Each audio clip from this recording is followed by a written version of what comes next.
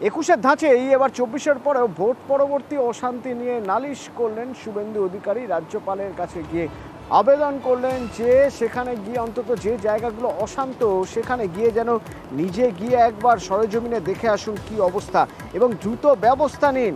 আর্জি করছেন শুভেন্দু অধিকারী, বিরোধী দলনেতা। তার আর্জি কার কাছে? রাজ্যপাল সিবি আনন্দ বোসের কাছে।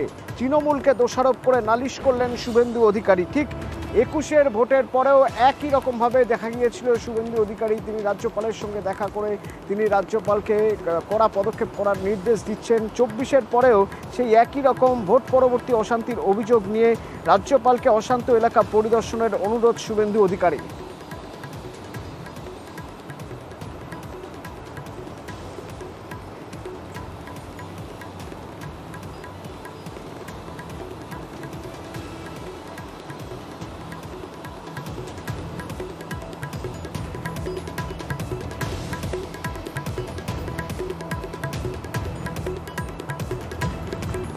একুশের ধাঁচেই 24-এও ভোট পরবর্তী অশান্তির অভিযোগ করছেন রাজ্যের বিরোধী দলনেতা শুভেন্দু অধিকারী। নালিশ করছেন রাজ্যপাল সিবি আনন্দ বোসের কাছে এবং অনুরোধ তার যে যেন এই অশান্ত জায়গাগুলো একবার রাজ্যপাল গিয়ে দেখে আসেন।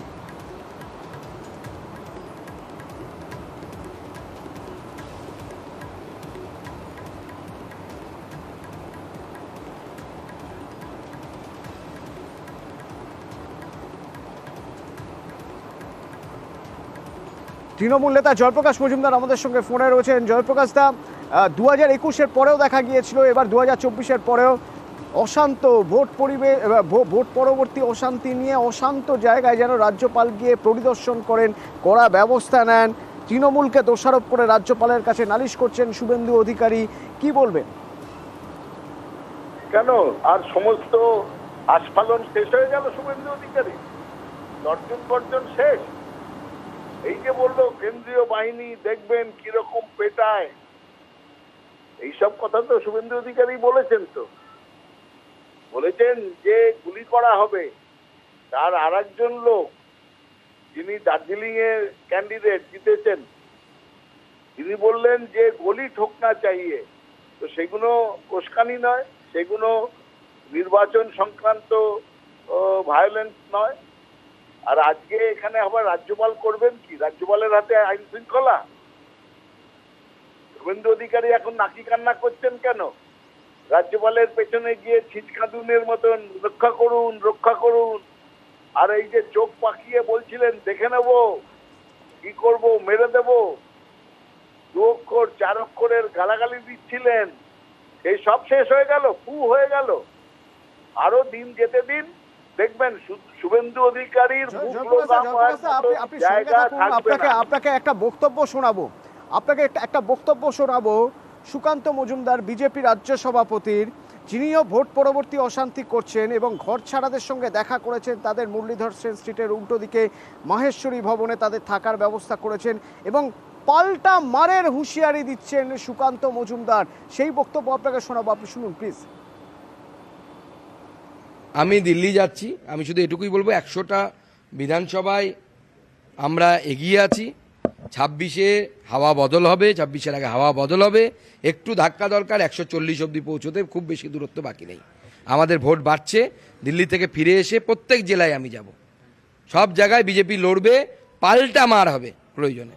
যদি তৃণমূল সংযত না হয় পাল্টা মারবো আমরা, পরিষ্কার বলে দিচ্ছি।